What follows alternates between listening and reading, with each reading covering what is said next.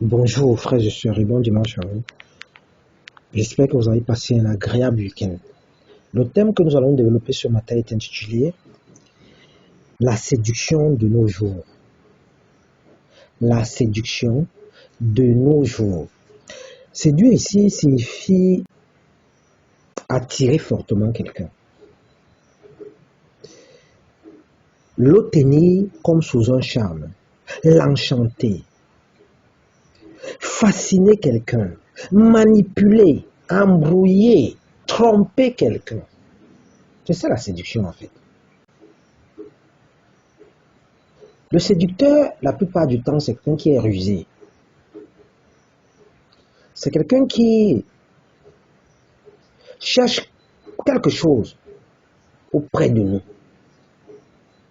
C'est quelqu'un qui va utiliser des tactiques pour d'abord te rassurer,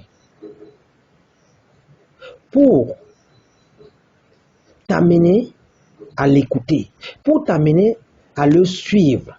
C'est comme ça les séducteurs ou les séductrices. C'est ça un séducteur en fait. Il est là pour t'amener pour te désorienter. Il va te promettre mondes et merveilles. Il aura l'aspect extérieur qui renvoie à un véritable serviteur de Dieu, à quelqu'un qui a reçu l'appel de Dieu, à quelqu'un qui a déjà subi la métanoïa. Mais au-dedans, c'est un lourd ravisseur. Il va te montrer beaucoup d'éléments parce que les apparences jouent beaucoup dans cette histoire de séduction. Mais au fond, c'est le diable. C'est le diable. Et c'est dans ce monde que nous sommes aujourd'hui. Aujourd'hui, la séduction est devenue monnaie courante dans tous les domaines d'activité, dans tous les domaines de la vie. La séduction bat de l'aile. La tromperie des masses a le vent en poupe actuellement. La séduction accélère et gagne du terrain. Nul n'est à l'abri de cette séduction. Et d'ailleurs, la Bible nous met déjà en garde. Dans 2 Pierre 2, le verset à 3, qu'il y a eu parmi le peuple de faux prophètes. Et il y aura de même parmi vous de faux docteurs qui introduiront des sectes pernicieuses et qui, régnant le maître qui les a rachetés, attireront sur eux une ruine soudaine.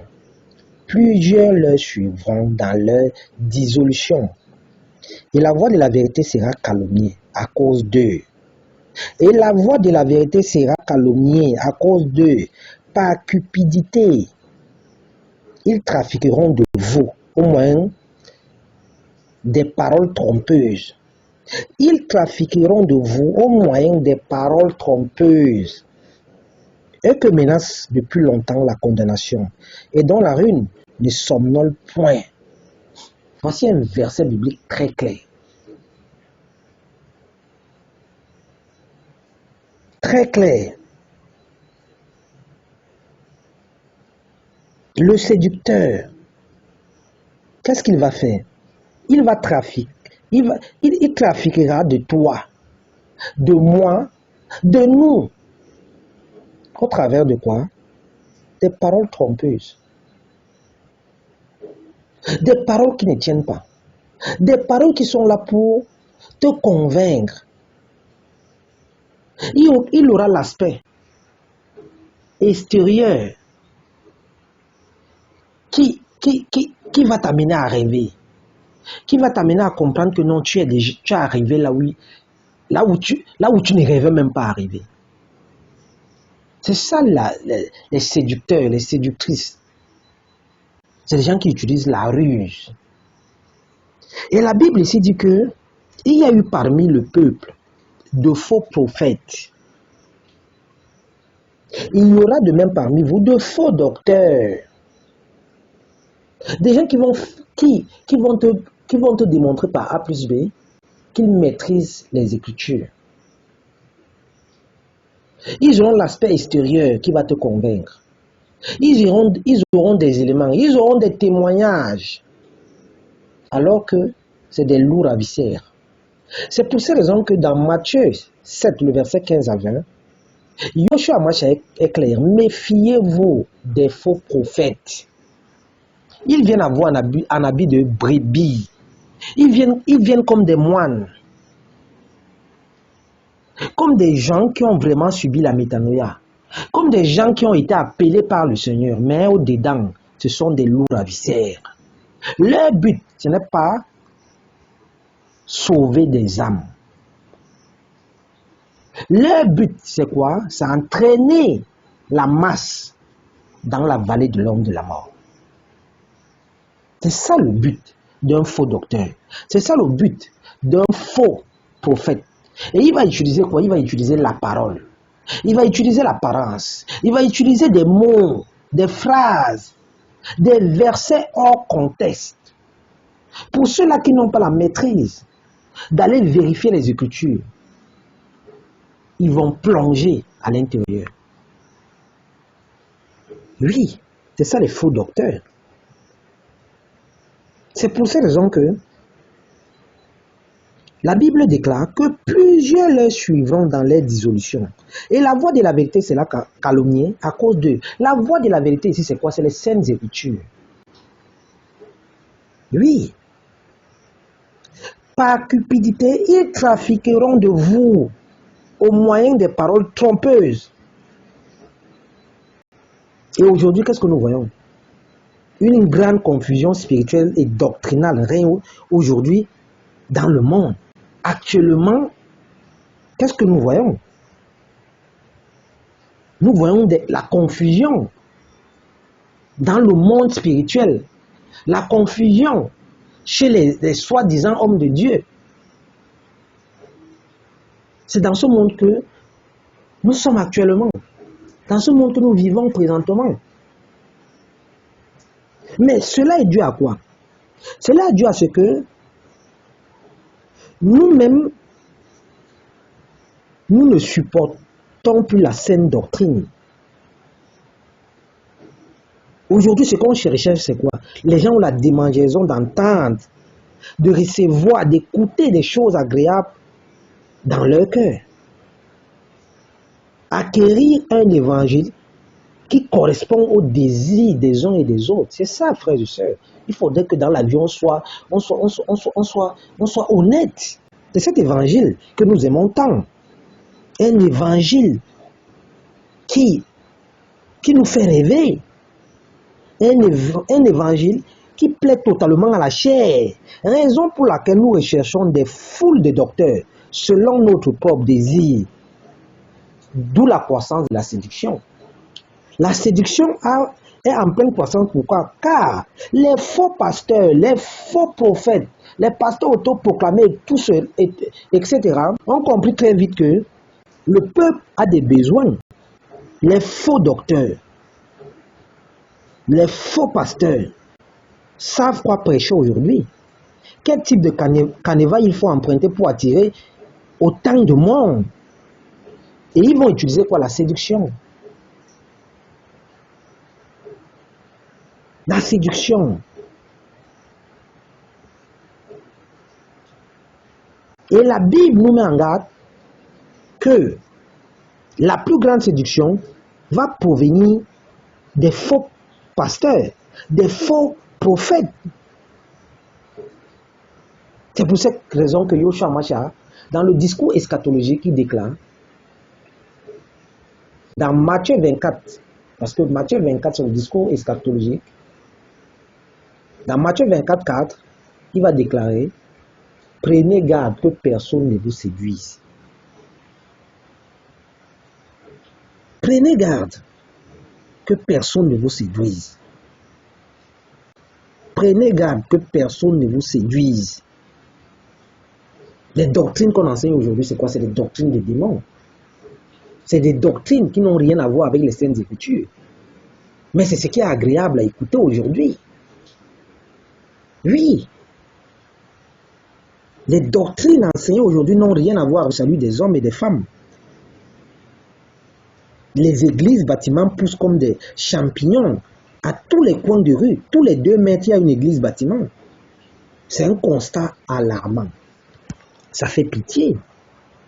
Chacun a son église. Chacun a son pasteur. Et ces églises bâtiments sont là pourquoi? Simplement parce que c'est des intérêts. Il faut dire la vérité, il faut arrêter. Yoshua Masha était sur terre, lui qui était Dieu. Il n'avait aucune église. Il n'a battu aucune église. Oui. Au contraire, lui prêchait quoi?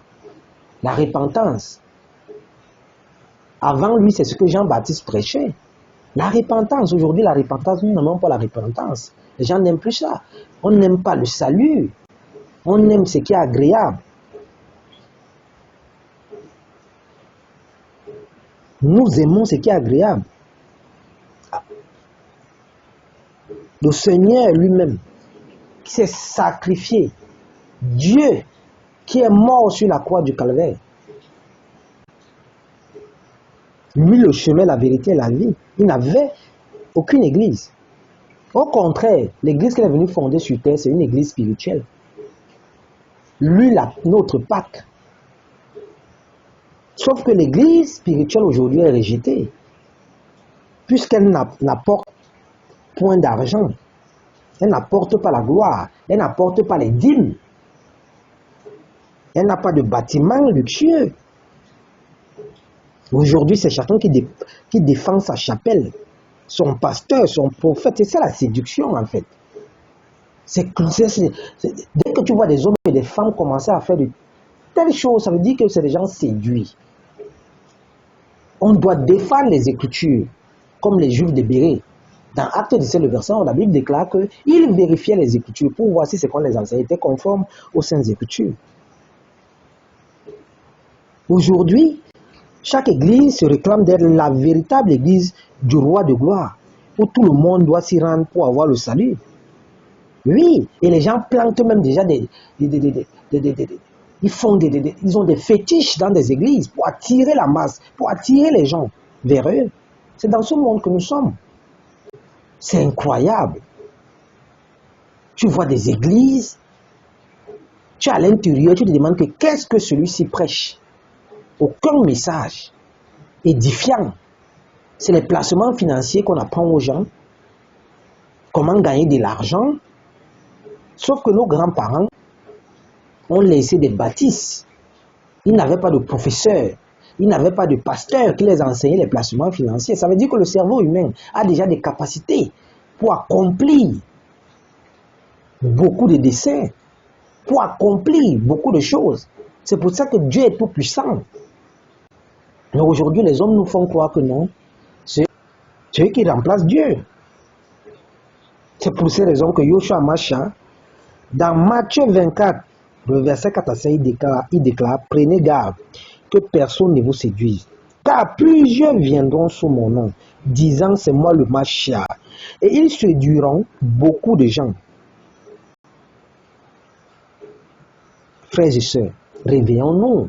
Disons stop à cet évangile. Disons stop à la séduction au travers de l'évangile.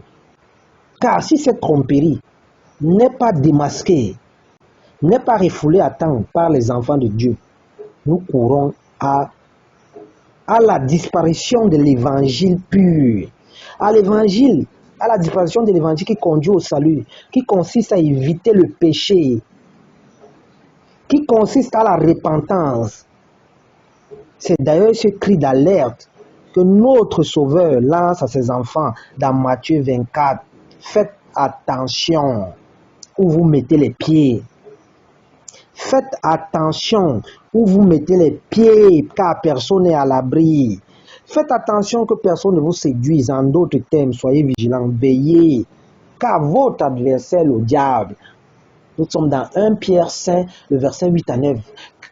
Veillez, soyez sobres et veillez, car votre adversaire, le diable, rôde comme un lion rugissant, cherchant qui il dévorera. Résistez-lui avec une foi ferme. Et pour avoir la foi, il faut être dans les Écritures. Parce que le diable séduit tout le monde. Le diable manipule tout le monde. C'est ce qui s'est passé avec Ève dans le jardin d'Éden. Le diable a même voulu séduire Yosha Macha dans Matthieu 4. Ayant gêné pendant 40 jours et 40 nuits. Souvent, le diable lui a montré les richesses de ce monde. C'est ça la séduction. Avec des promesses mielleuses. Alors que ce qu'il recherchait, c'est quoi? C'est son âme. Frères et sœurs, il est temps de se réveiller. Il est temps de se réveiller. 2 Corinthiens 11, le verset 15 déclare: ces hommes-là sont de faux apôtres, des ouvriers trompeurs déguisés en apôtres du Macha. Et cela n'est pas étonnant puisque Satan lui-même se déguise en ange de lumière. Il n'est donc pas étrange que ces ministres aussi se déguisent en ministres de justice. Leur fin sera selon les œuvres. Bon dimanche et bon début de semaine. C'est ce thème qu'on avait à partager ce matin. Merci.